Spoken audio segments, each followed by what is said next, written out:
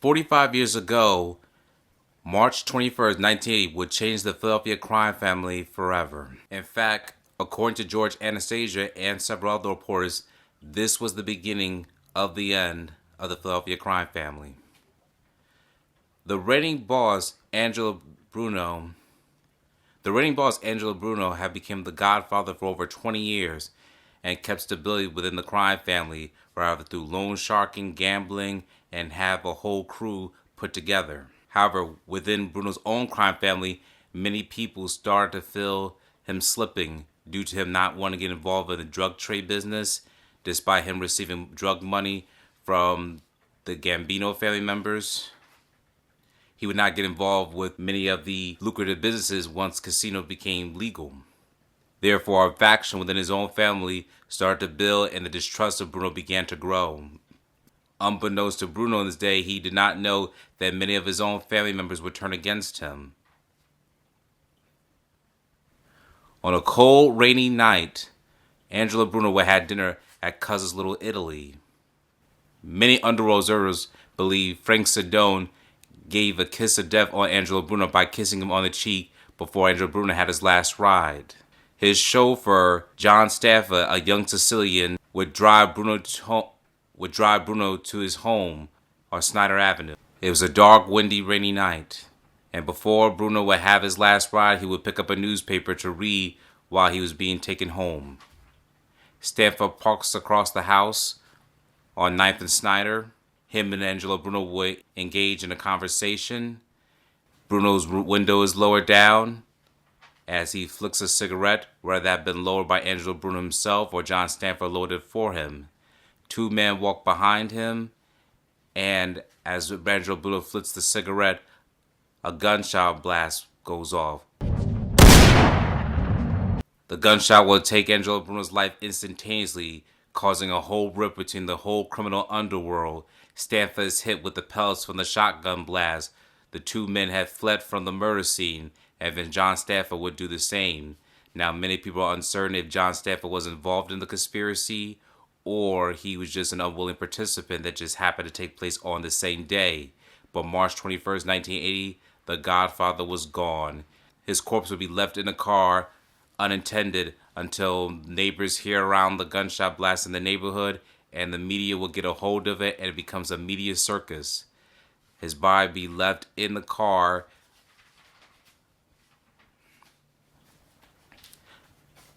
The rain would stop, and the people and the media would gather around, taking photos and videos of a Godfather now being slain.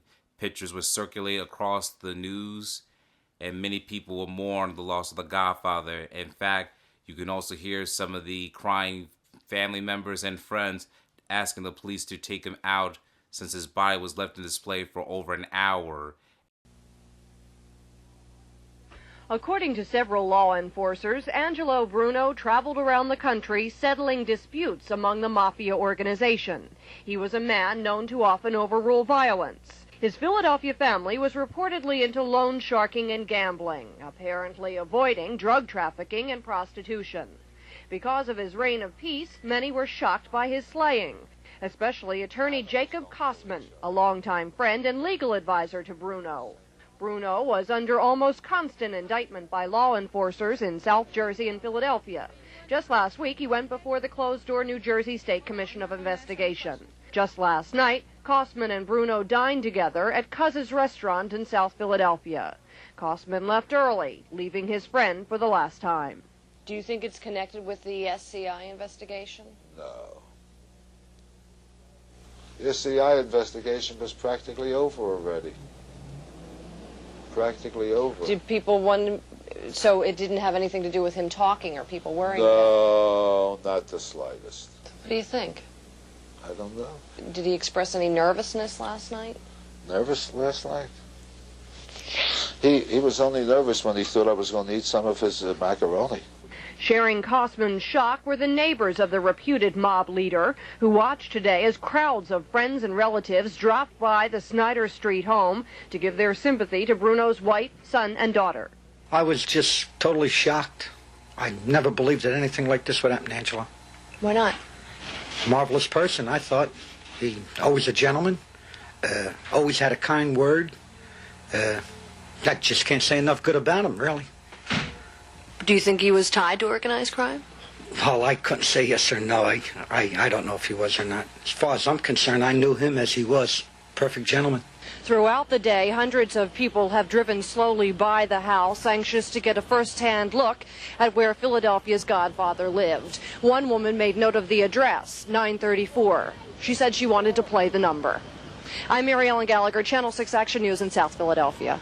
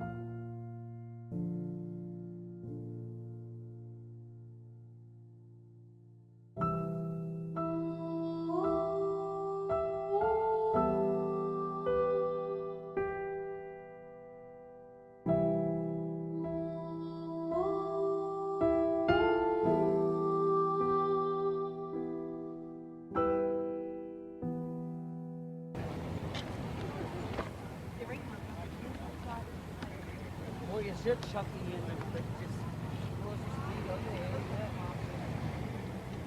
I'll take him for one of the cousins. He's so cool. Oh, he is taking my picture.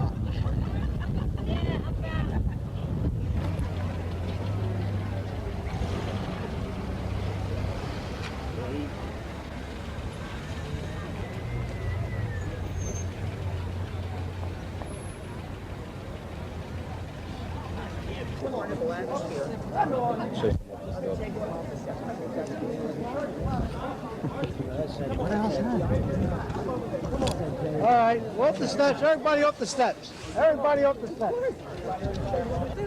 Well, let the camera go. Respect the family. On here, would you please? Come on. Over here.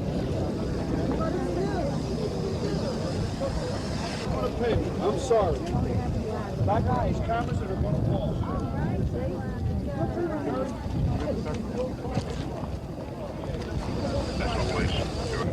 Get out of the way.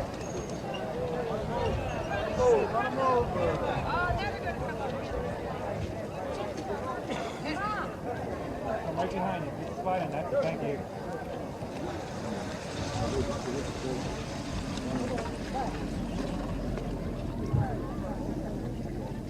Well, you gotta make those fingers in first. All right, let's right behind. Just can you lean in just a little? Once you push me on, I'm done. Go somewhere else. Then you're on. Get back. Come on, let's move it back and let the people on. Come on, let's go. Let's go, Ben. Let the family out, will you? Come on, move it back. I'm letting them out. I'm letting them out. Oh, we got limousines on load here. Come on. Get on that side over there. Move it back. Let me on top of the car. Move it back. Okay, like everybody. Move it back. Get over there, man. Come on. Well, let's go back out of where we got cars on load here. Move it back.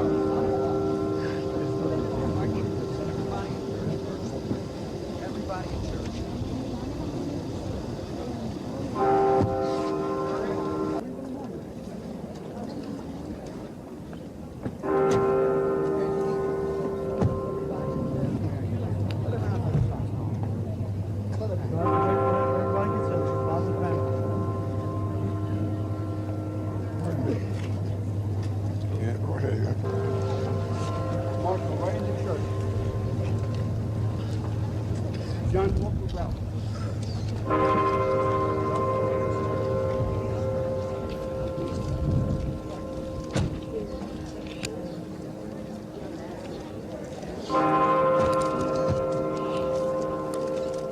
Move it back, please.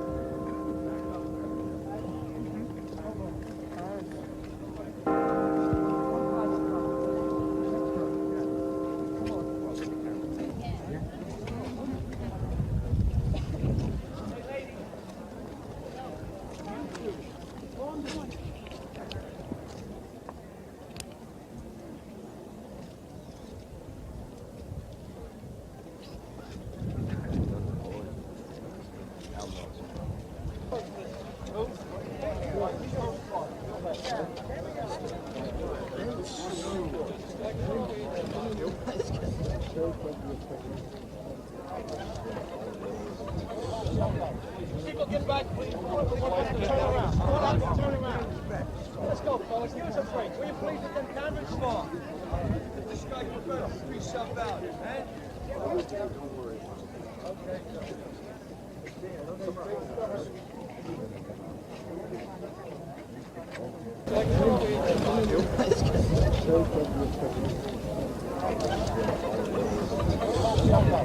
People get back, please. Turn around. Turn around. Let's go, fellas. Give us a break. Will you please let them convicts fall? This guy can better be shoved out, man. Don't worry. Okay.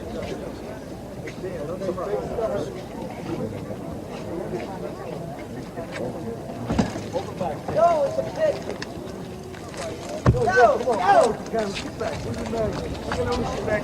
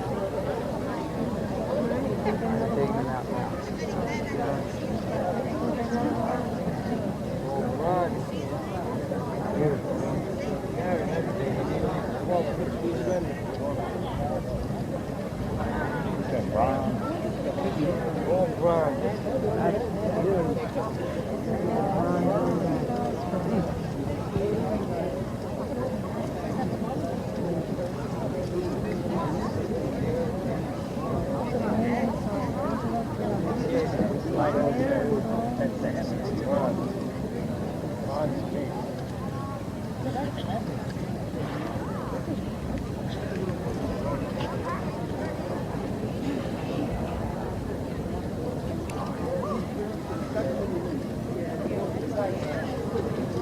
Florida Island. There has not been a gang-style execution during that.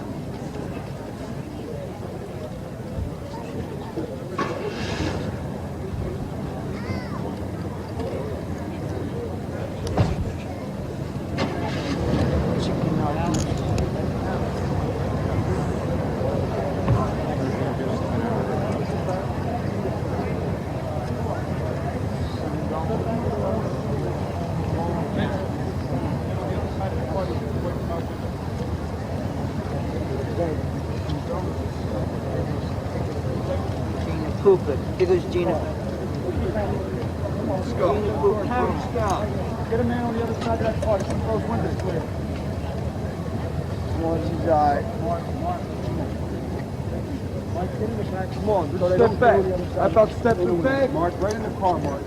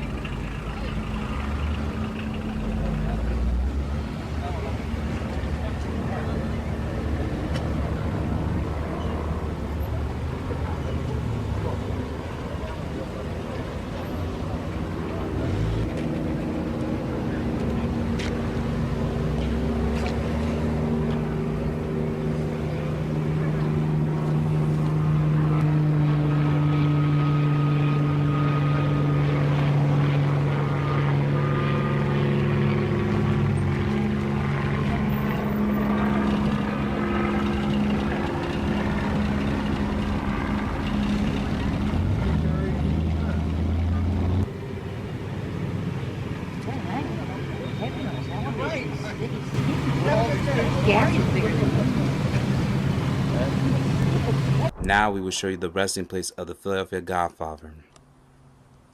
Here is the resting place of Angelo Bruno. If you come around the cemetery, there is a yellow stone marker that shows sections of the cemetery. Angelo Bruno's grave is located at section 32, range 2, grave 16. We will begin showing you the display across the screen. Angelo Bruno is buried at a huge family plot with a large headstone written across the family name Bruno. If you look on the side of the tombstone, it will show you his family members. His wife Susan Bruno died years later on July 17, 2007 at the age of 93 and is buried beside him.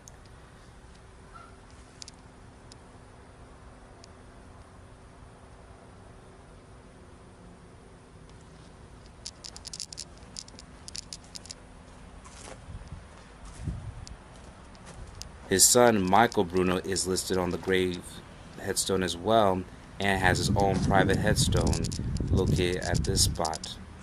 You can also see the United States and an Italy flag along the headstone showing the display of their roots and current residence. Thank you for watching this video. Please subscribe to this channel and check out more of our content.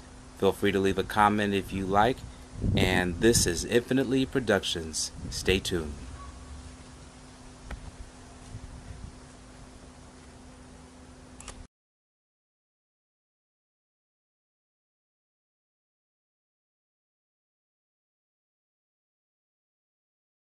Thank you for watching this video. Please subscribe to our channel and check out more of our content. Feel free to give your feedback and suggestions on what we should do next in the comments. This is Infinite Lee Productions. We love ya.